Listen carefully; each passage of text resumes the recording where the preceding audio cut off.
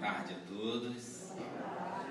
Que possamos todos nós nos sentirmos envolvidos por esta espiritualidade amável que nos envolve em nome de Jesus, e é por Ele também que estamos aqui fazendo esse trabalho, para que juntos possamos compreender suas riquíssimas mensagens do seu Evangelho de amor, que com certeza enriquece as nossas vidas, dilatam a nossa caminhada, possibilitando-nos alçarmos voos muito mais altos daquele que possamos imaginar, ainda vinculados e presos numa matéria tão densa.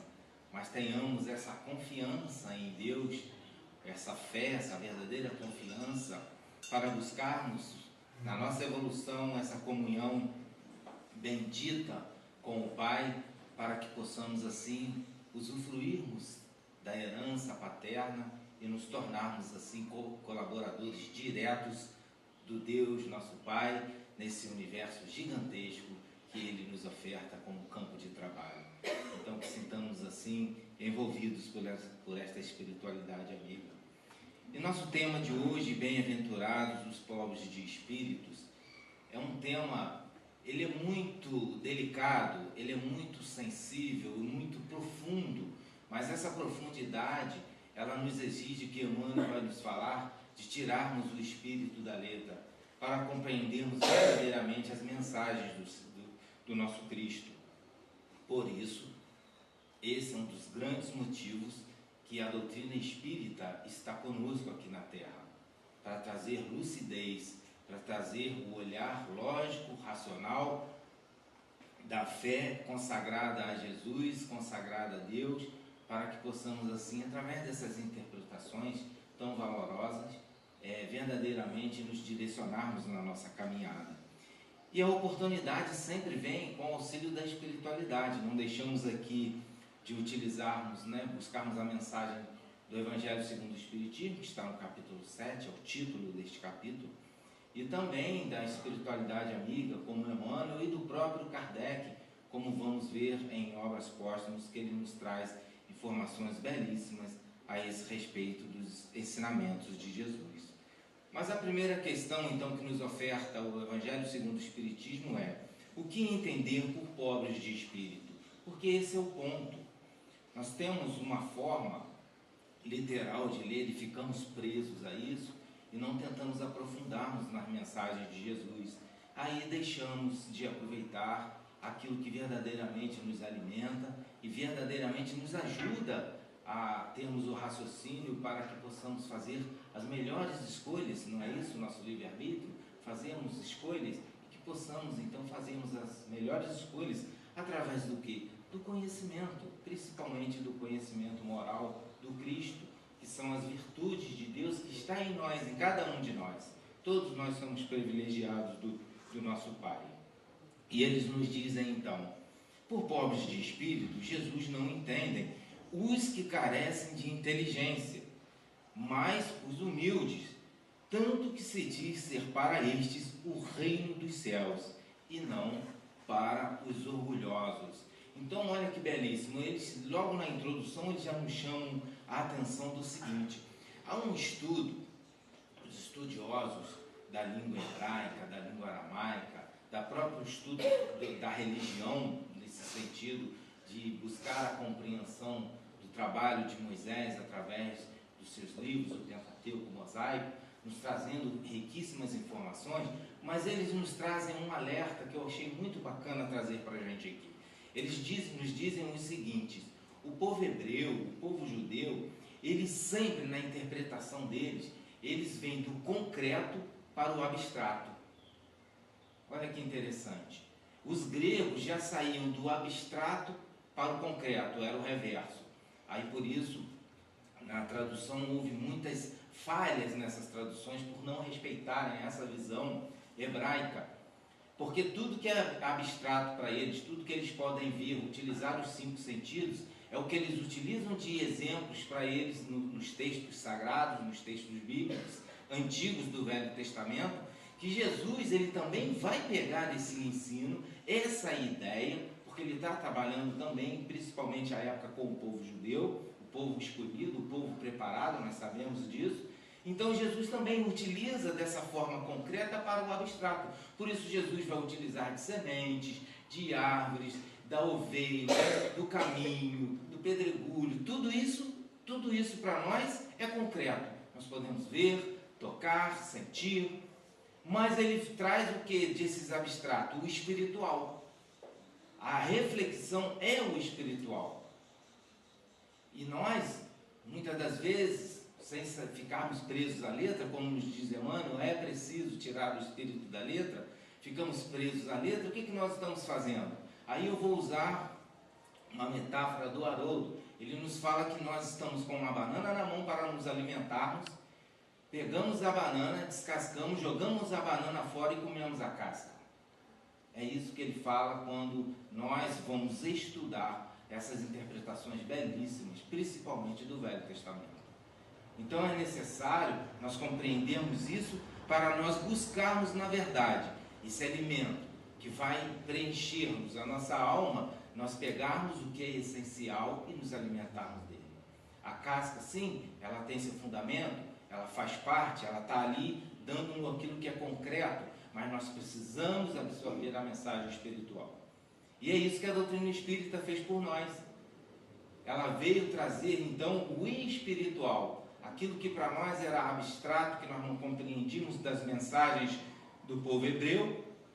No Antigo Testamento, nós recebemos da espiritualidade essa forma interpretativa belíssima e que nos enriquece. E nós vamos começar utilizando dessas ferramentas que a espiritualidade nos deu, primeiramente nessa mensagem aqui. Quando ele nos fala dos pobres de espíritos, são eles que vão receber, vão adentrar o reino dos céus. Aí precisamos entender o que é o reino dos céus, para começarmos fecharmos esse raciocínio do que ser pobres de espírito. E o que é o reino dos céus?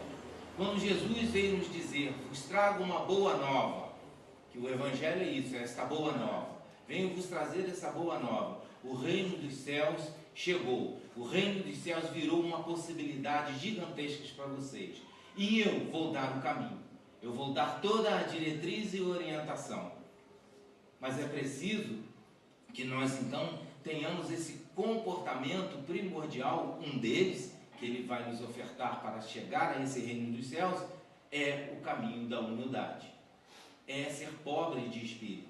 E nós vamos entender isso mais a fundo com as explicações dos espíritos. Mas, de princípio, entendamos isso. Porque reino dos céus, o que significa então? A evolução do espírito. Na escala espírita de Allan Kardec, no Livro dos Espíritos, na questão 100 e adiante, nós vamos perceber então que ele vai falar da evolução do espírito.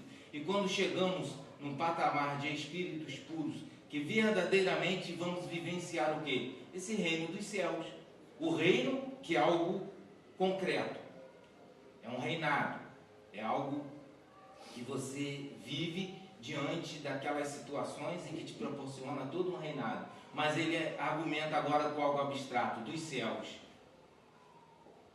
Percebem? Esse céu é o quê? É a espiritualidade. Então é um reino que tem todas as suas diretrizes, tem o seu rei, tem tudo isso. Nosso rei, nós sabemos, o nosso Pai amado, Deus, ele é o nosso grande rei. E nós então vivenciamos o quê? A espiritualidade total. Não tem mais reencarnação, não tem mais sofrimento, não tem mais dores. O espírito está liberto de tudo isso. Essa é a proposta de Jesus para nós, alcançarmos esse reino dos céus. E se o reino dos céus é a evolução, então o espírito pobre, que aqui ele considera pobre de espírito, vamos perceber que ele tem que ter um conhecimento muito grande, uma vivência moral gigantesca, para se tornar um espírito puro. Então percebemos que esse pobre de espírito não é a conotação humana dos homens do mundo que nós damos, de maneira nenhuma. Aí vai interpretar de forma errada. Aí realmente vai ficar com a casca e vai deixar a banana, que é o alimento. Temos que ter cuidado com isso. Por isso ele fala, não é o reino dos orgulhosos, é o reino dos humildes. Humildes que carecem de inteligência? Não, são inteligentérrimos, têm conhecimento, têm toda a questão das virtudes morais do seu conhecimento para a sua vivência. A questão é como você utiliza isso. Para entrar no reino dos céus, você tem que ter tudo isso e ao mesmo tempo ser humilde. Aí nós vamos entender agora essa humildade. Os homens de saber e de espírito, no entender do mundo, formam geralmente tão alto conceito de si próprios e de sua superioridade que consideram as coisas divinas como indignas de merecer qualquer atenção. Então o que nós percebemos aqui? No entender do mundo, e isso é muito comum de nós, quando nós vemos uma pessoa graduada, um doutorado, dentro de um campo que trabalha no campo de advocacia, de juízes, que seja o que for, nós normalmente temos um respeito por essas pessoas, pela sua superioridade, não moral, mas podemos chamar dos seus caracteres alcançados diante, claro, de um estudo, de um esforço. Aqui ninguém está menosprezando isso, mas isso não é na espiritualidade uma consideração de elevação espiritual. É totalmente diferente. E ele nos chama a atenção que quando nós nos comportamos assim, temos esse alto conceito de nós mesmos, nos achamos o máximo, eu sou o máximo, o que acontece conosco? Tudo aquilo que está acima de mim, que pode ser colocado acima de mim, eu rejeito, principalmente a divindade. Por isso Jesus fala: Pai, pois agradeço por não ter trazido isso aos doutores, aos doutores da lei, mas aos simples de coração. Porque os simples estão prontos para receber, mas aqueles não. Aqueles ainda têm a sua dificuldade por essa superioridade acadêmica, se achando ainda, se colocando ainda acima até mesmo da divindade. E eles nos falam então que teremos os prejuízos então advindos desse posicionamento, desse orgulho. Ele nos diz: essa tendência de se acreditarem superiores a tudo, muito a miúde, os leva a negar aquilo que, estando-lhes acima, os depreciaria, a negar até mesmo então a divindade. Por isso Sócrates, em todo o seu cabedal, com todo o seu conhecimento, isso é uma humildade do Sócrates. Ele foi humilde. Essa é a humildade, porque ele dizia: quanto eu mais sei, sei que nada sei. Tenho ainda que estar sempre buscando, tenho que estar sempre aprendendo. E essa é a evolução do espírito. O espírito não deixa de evoluir nunca. É um processo sempre em busca da perfeição, que nunca vai alcançar, porque a perfeição absoluta é só de Deus. A nossa evolução, o nosso aperfeiçoamento é sempre relativo àquilo que nós podemos alcançar. Mas não cessa nunca. É infinito esse avanço. Então, temos que sabermos olhar tudo isso e não colocar todo esse aprendizado, toda essa superioridade de conhecimento acima de tudo e de tudo aquilo que me chega, porque senão vai me depreciar, vai me rebaixar. Eu aceitar a divindade é eu me rebaixar. Isso é um perigo, é um pensamento muito perigoso. E esse é um pensamento do orgulho. Isso não tem humildade. Percebe? Podemos ter todo esse conhecimento superior, acadêmico, ótimo, perfeito, mas seja humilde com tudo isso. E já começamos a perceber aqui que a humildade não é ignorância, não é não saber, muito pelo contrário, é muito conhecimento, é muito saber, e como eu uso isso para a minha evolução espiritual. Para a minha evolução espiritual. Aí é diferente. Aí nós começamos a compreender porque Jesus chama-nos a atenção tanto da humildade. Por isso que ele fala: para adentrarmos o reino dos céus, precisamos assemelhar a nossa humildade às das crianças.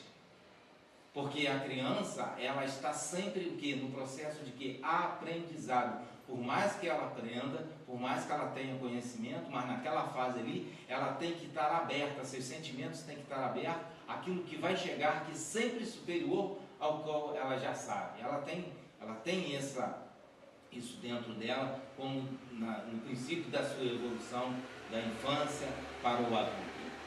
Aí então Jesus pega esse raciocínio, dessa necessidade para crescer, de estar aprendendo sempre, ele diz: esse sentimento da criança para você que quer adentrar o mundo do reino dos céus e já avançou, você precisa se assemelhar a esse sentimento. Se assemelhar a esse sentimento da infância, da criança. Nada mais isso do que Jesus está nos falando na sua mensagem. Se se recusam a admitir o mundo invisível, uma potência extra-humana, não é que isso lhes esteja fora do alcance. É que o orgulho se lhes revolta à ideia de uma coisa acima da qual não possam colocar-se e que os faria descer do pedestal onde se contemplam.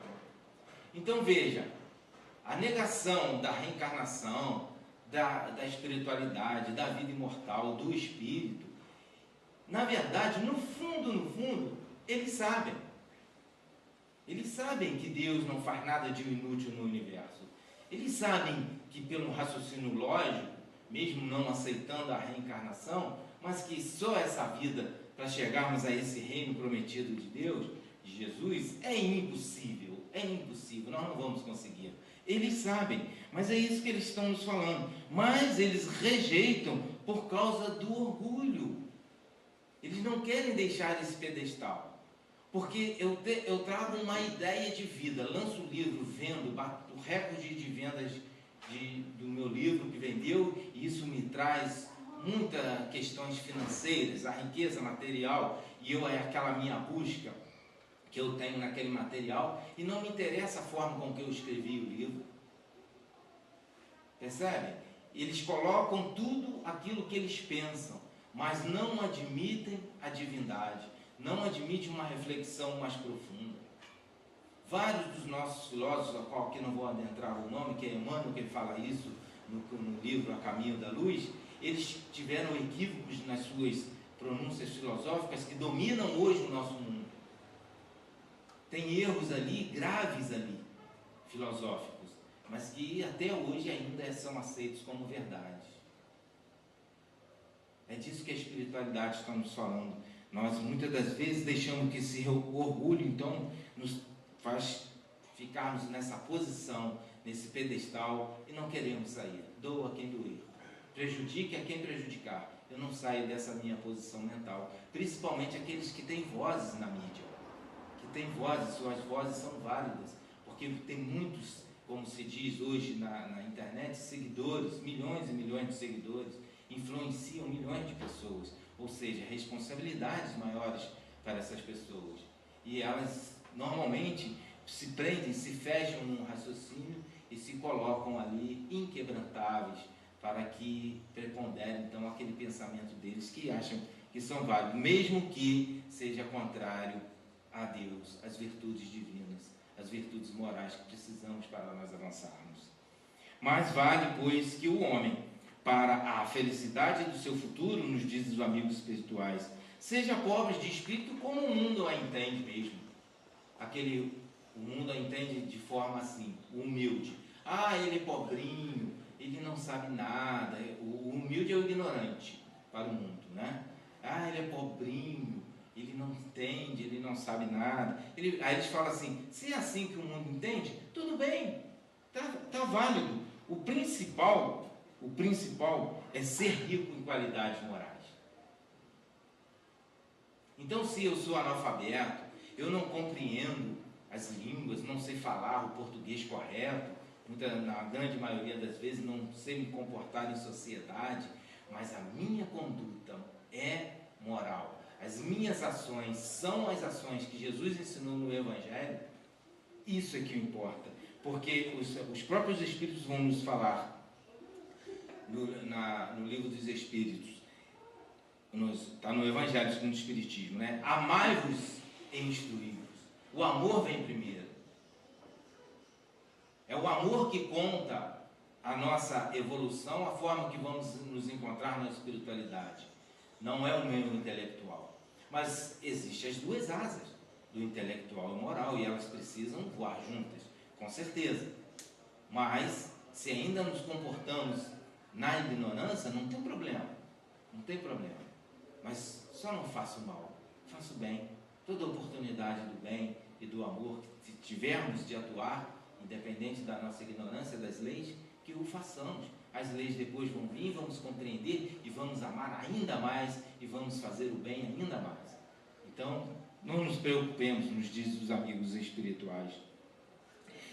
E a questão também, dessa questão da pobreza, que eu anotei aqui, que muitas das vezes nós confundimos humildade com ignorância.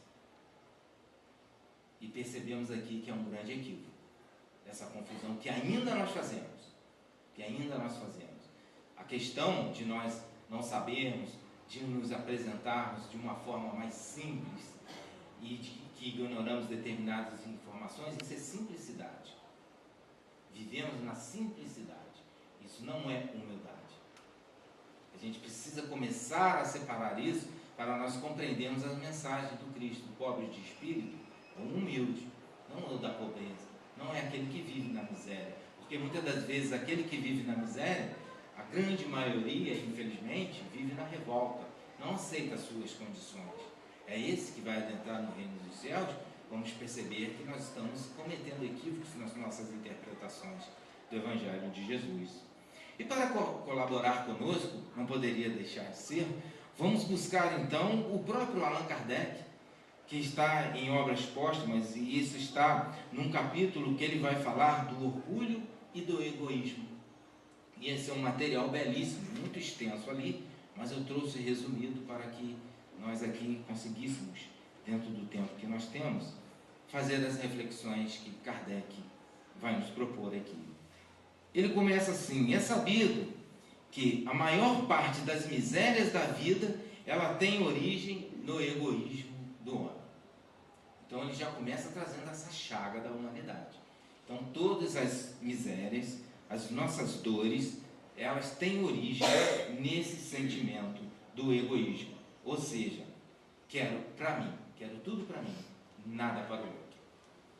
É onde eu começo a tomar posse das coisas que eu sonho, que eu almejo alcançar, natural, belíssimo isso, mas, infelizmente, acompanhado de atitudes que vão depreciar o meu companheiro, os meus irmãos de caminhada comigo.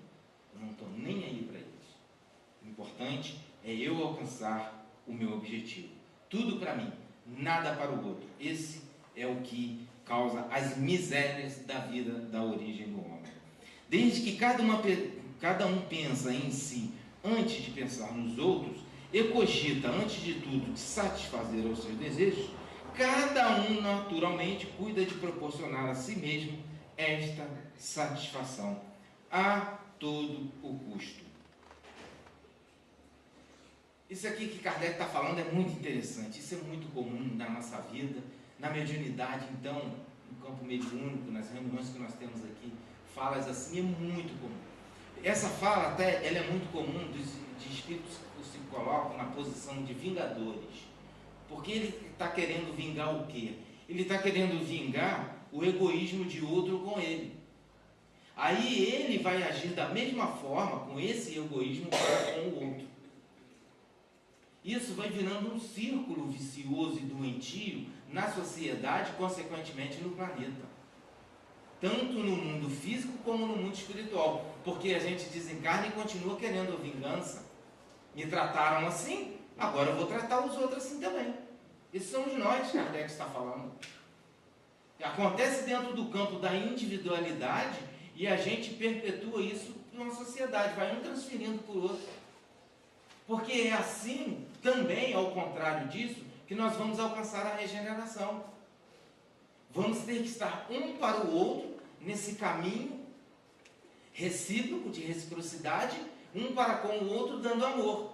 Aí eu ganho amor, dou amor. Aquele que eu dei amor também dá amor. Isso vai virando dentro de uma sociedade, esse pensamento vai preponderar dentro de uma sociedade, dentro de uma cidade, dentro de um país e vai assim influenciando outras nações.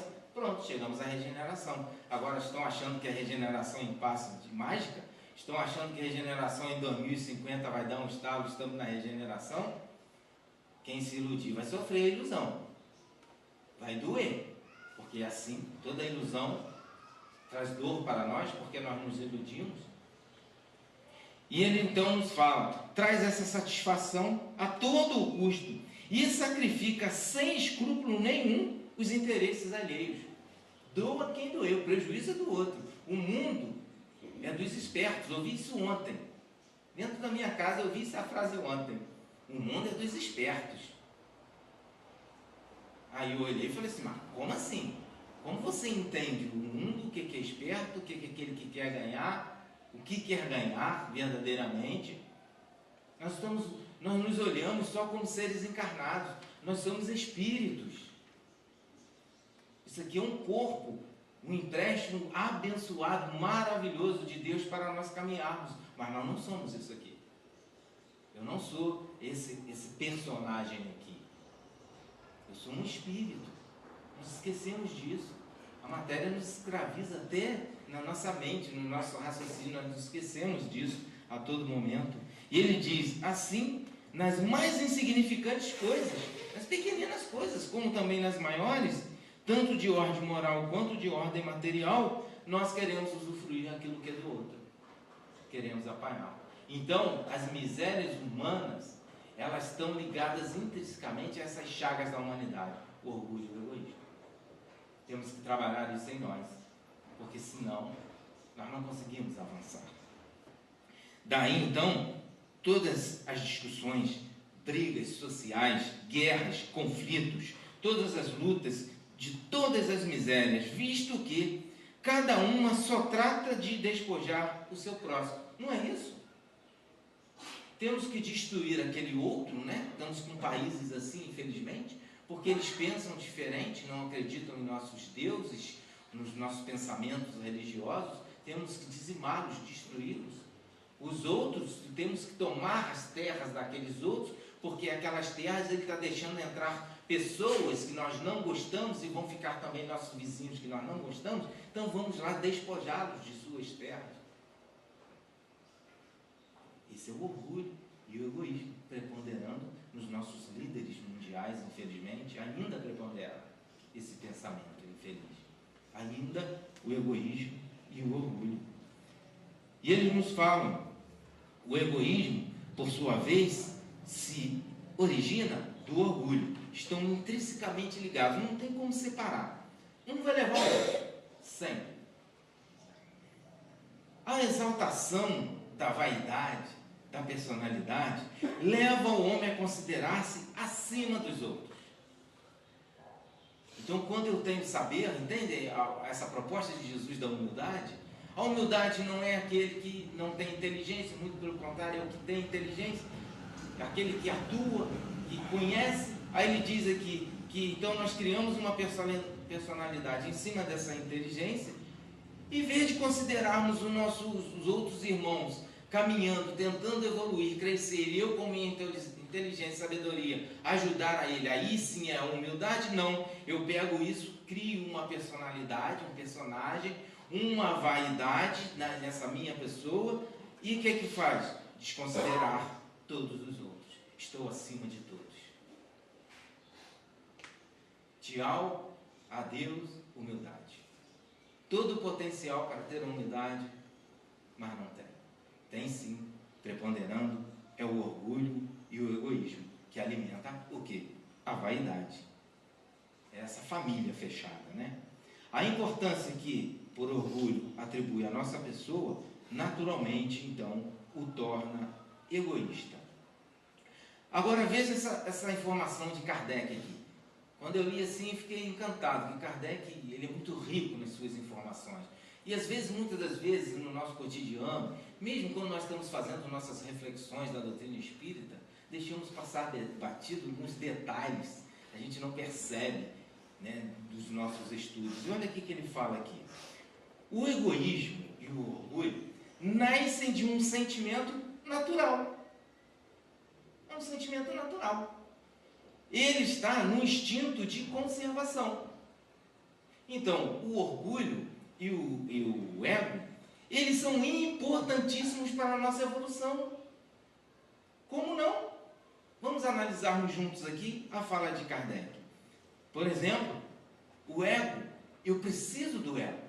Eu preciso me preencher daquilo que me alimenta, daquilo que eu quero conquistar, daquilo que eu quero alcançar. A questão é, aonde está meu foco, material ou espiritual? Se for no material, mas eu não infringir as leis de Deus, ótimo! ótimo. Eu preciso ter o ego nas minhas conquistas materiais. Se for espiritual, melhor ainda.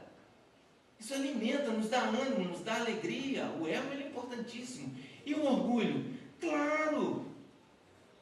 É do instinto de conservação. Eu tenho que ficar feliz. Eu tenho que ficar bem com aquilo que é realizado. O meu filho passou na faculdade, investi com muito carinho. Tenho que estar orgulhoso dele. Claro que tem que estar orgulhoso dele. Não posso ter orgulho, que o orgulho é uma chaga da humanidade. Então você não está comendo novamente a casca. E jogou a banana fora. O orgulho é importantíssimo. Precisamos ter orgulho daquilo que a gente faz pelo outro, pelo próximo, por nós mesmos. É da lei de conservação. Vai nos dizer os Espíritos que o mais infeliz de todos, é aquele que deixou de acreditar em Deus. E quando deixamos de acreditar em Deus, o que nos ocorre? Deixamos de acreditar na vida. Deixamos de acreditar na vida, nós nos suicidamos, porque a vida não tem sentido, não tem mais ego dentro de mim, não tem orgulho mais dentro de mim. Perceberam? Eu tenho que ter buscas, eu tenho que almejar, eu tenho um destino a ser construído, eu tenho um destino espiritual que eu tenho que alcançar, e dentro do campo material também, eu tenho aqui meus projetos de vida, quero realizar com minha família, que eu possa constituir, ou se assim não for, por questões das leis de causa e efeito, mas aqueles que conviverem comigo, que serem meus amigos, que estão no meu projeto comigo, o meu projeto vai favorecer a todos aqueles que caminham comigo. Muitos dos cientistas que se propuseram, por exemplo, na pandemia, a criar vacinas, ali estavam em prol da humanidade. E quando o medicamento dele fez efeito e deu toda aquela substância de vida para as pessoas, ele teve orgulho do que ele realizou. Isso é bonito, gente. É isso que Kardec está falando, é um instinto natural. Agora, ele complementa, todos os instintos têm todos os instintos têm sua razão de ser e sua utilidade, porque Deus não faz nada de inútil. A nossa cosmologia atual está batendo cabeça porque acha que tem coisas inúteis no universo. Não tem. Tudo tem sua utilidade. Agora, eles precisam descer do pedestal da cosmologia e aceitar Deus. Aí eles vão entender muito melhor o universo.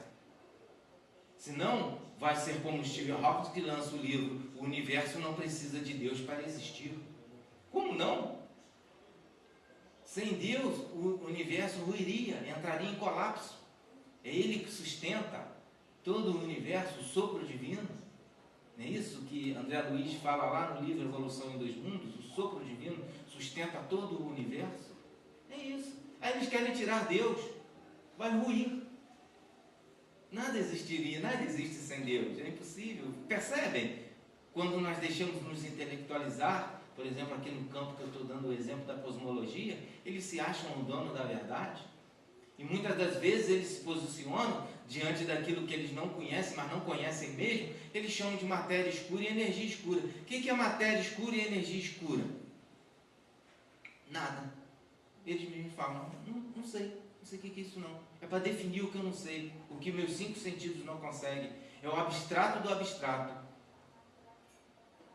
Energia escura e matéria escura, tudo abstrato. Cadê o concreto aí para fazermos uma ligação e começarmos a buscar um raciocínio do que tem no universo? Aí nós vamos encontrar na doutrina espírita do fluido cósmico universal.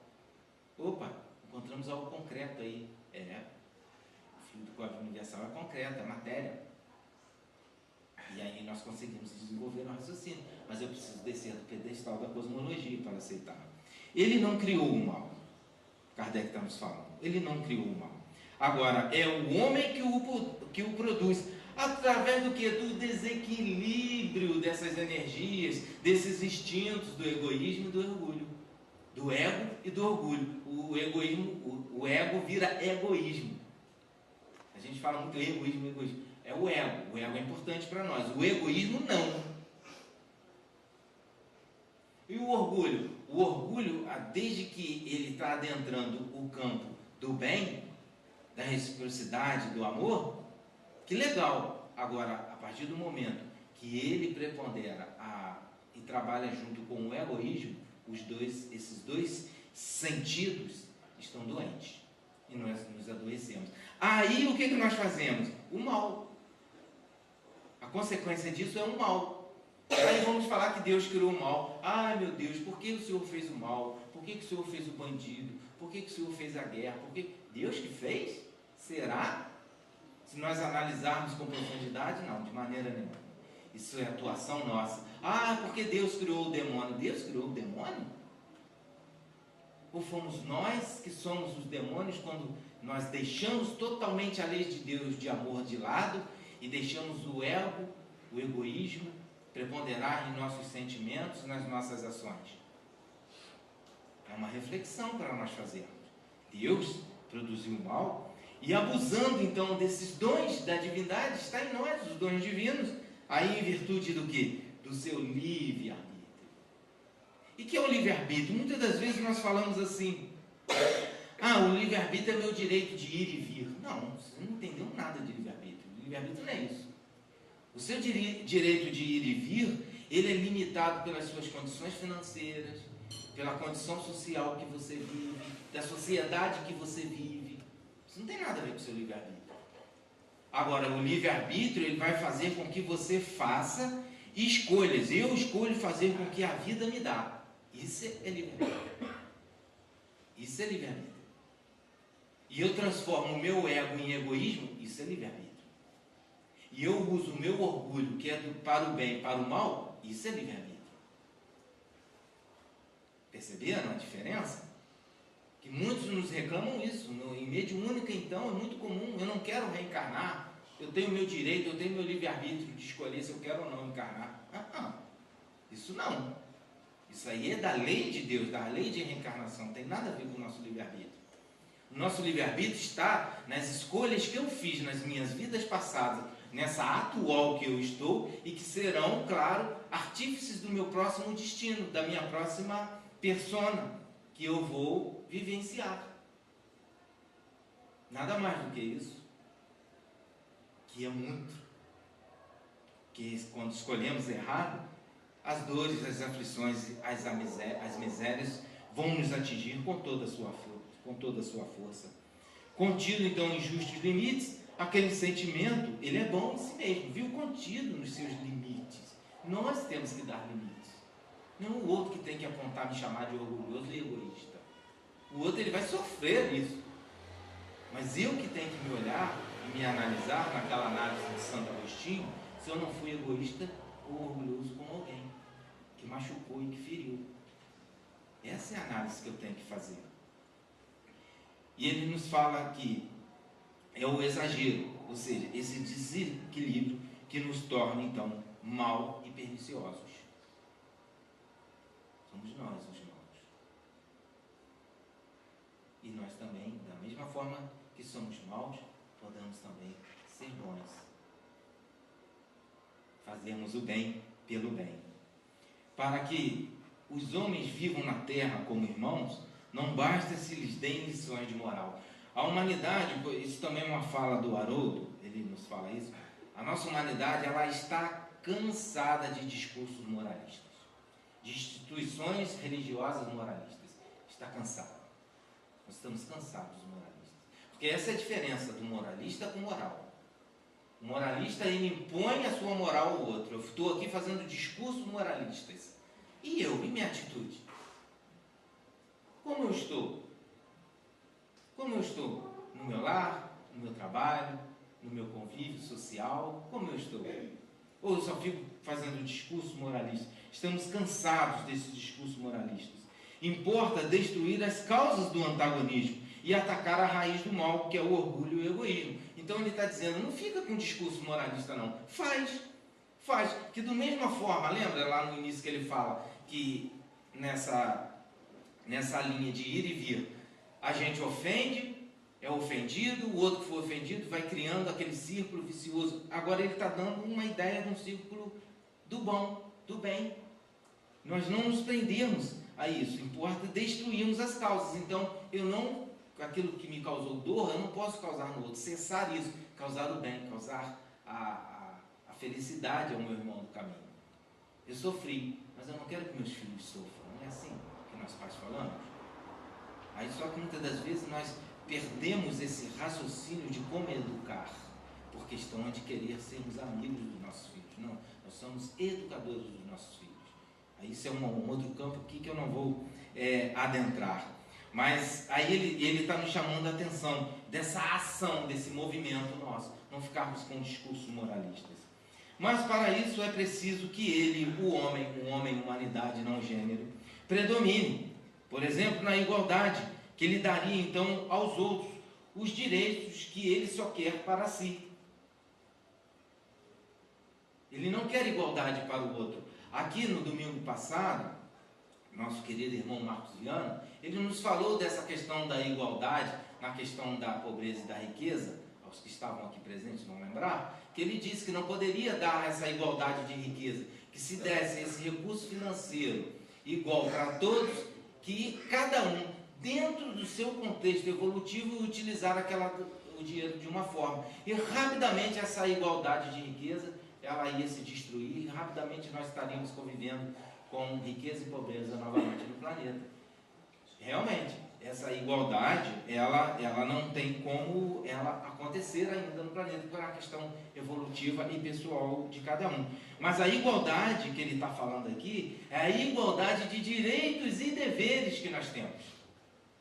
Aí faz total diferença.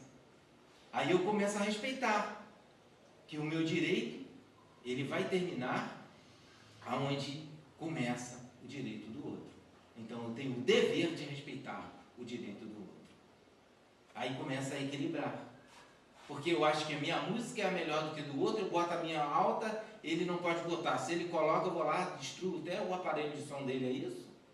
É uma guerra musical que vivenciamos. Não só no campo da música, mas se nós pegarmos dentro do campo social, nós temos muitos conflitos que partem desse pensamento, essa igualdade de direitos e deveres que todos nós temos. Eu não tenho mais direito do que ninguém e nem mais dever do que ninguém. Eu tenho direitos e deveres iguais. Deus nos colocou todos aqui no planeta de provas e expiações. Somos iguais, lutando para desenvolvermos, lutando contra nossas imperfeições morais, principalmente o orgulho e o egoísmo. E ele vai nos dizer então que a fraternidade também, ela lhe imporia sacrifícios em detrimento do seu bem-estar. Percebe? Então eu quero ser fraterno dentro desse olhar de que eu preciso me trabalhar, predominar em mim para que eu vença o orgulho e o egoísmo, para que trabalhe em mim a humildade. Então, no meu campo de fraternidade, eu preciso usufruir-me da abnegação. O que é o ser abnegado? É eu utilizarmos daquilo que o meu desejo quer alcançar, mas ele vai até onde não fere o outro. Se eu for ferir o outro, aquela minha conquista, eu me afasto, eu desisto dela.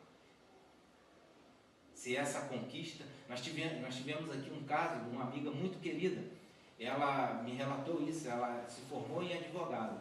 Quando ela foi atuar no campo, vou atuar, me formei profissionalmente. Ela começou a entrar dentro de um sistema que é corrupto. O sistema por si já é corrupto. Então ela tinha que também se corromper, porque o sistema era corrupto. Ela não conseguia trabalhar da forma que ela imaginou. O que ela fez? Ela desistiu da profissão. Ela abandonou a profissão.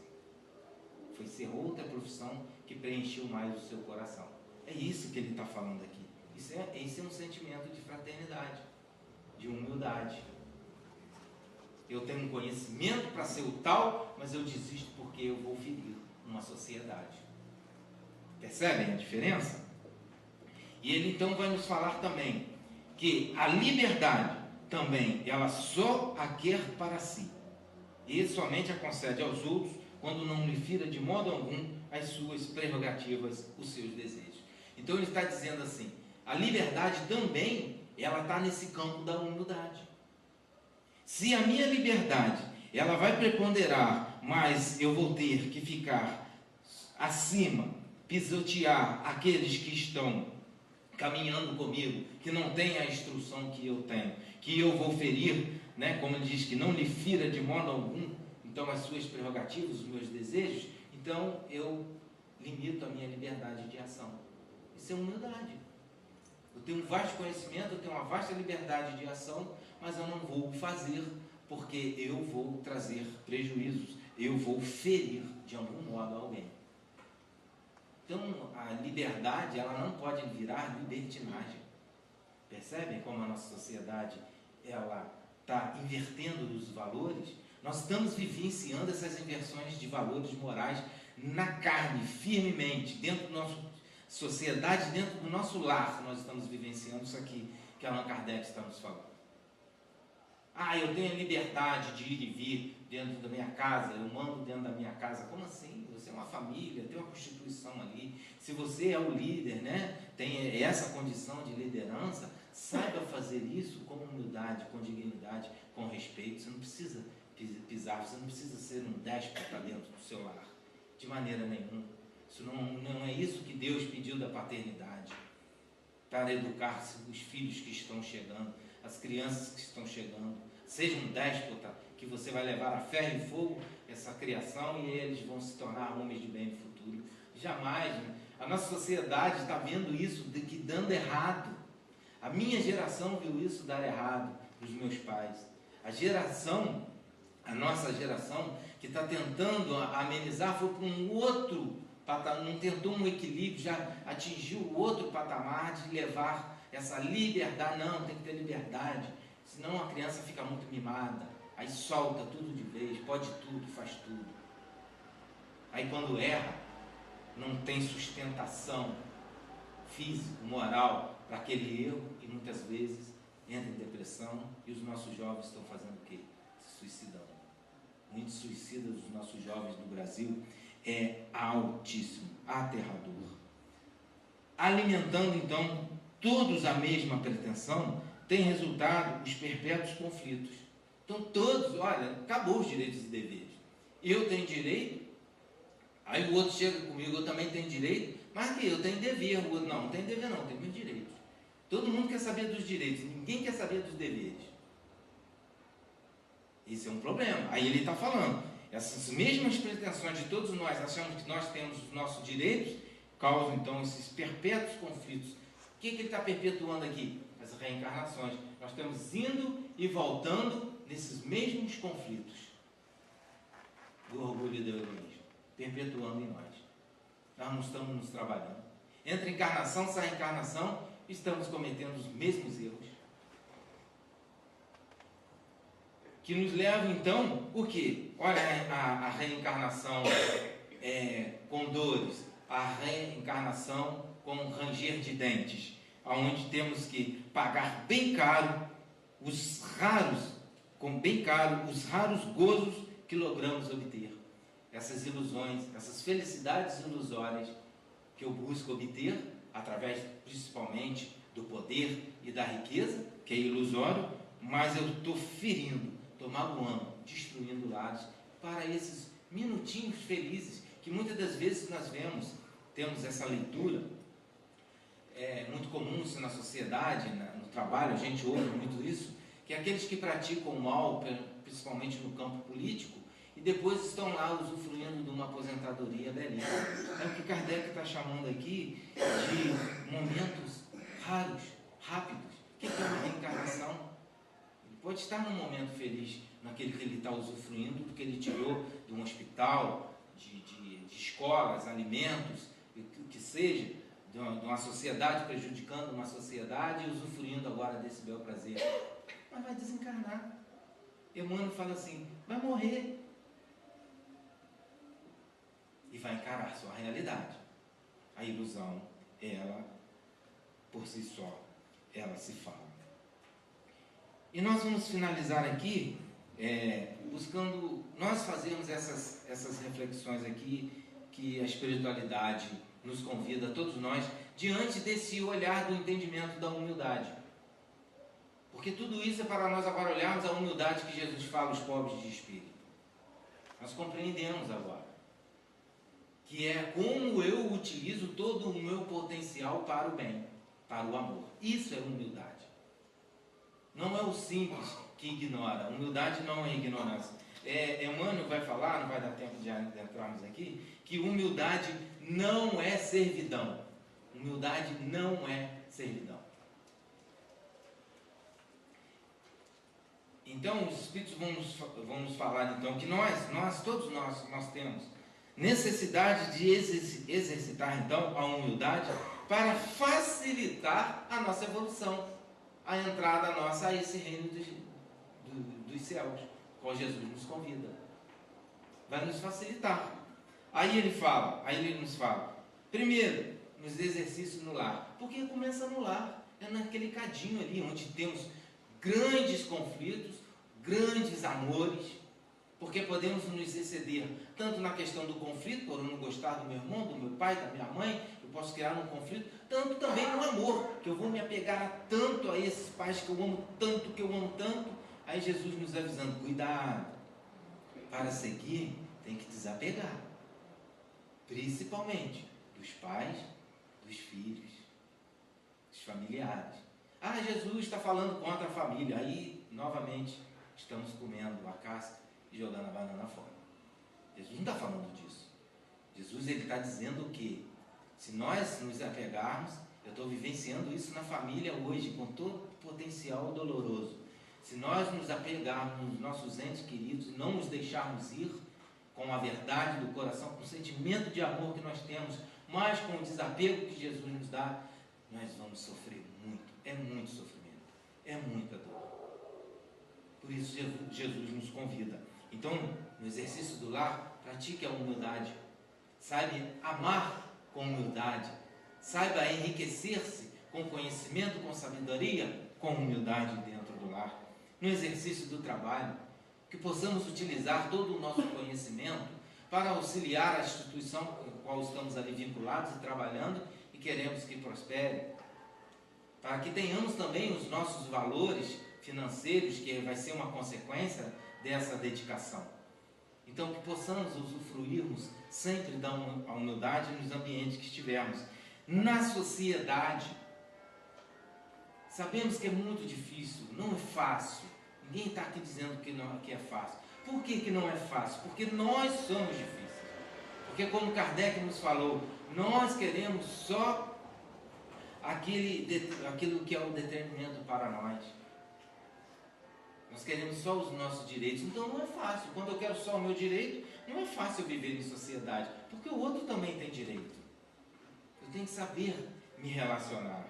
E o exercício aqui que ele nos chama atenção na casa espírita.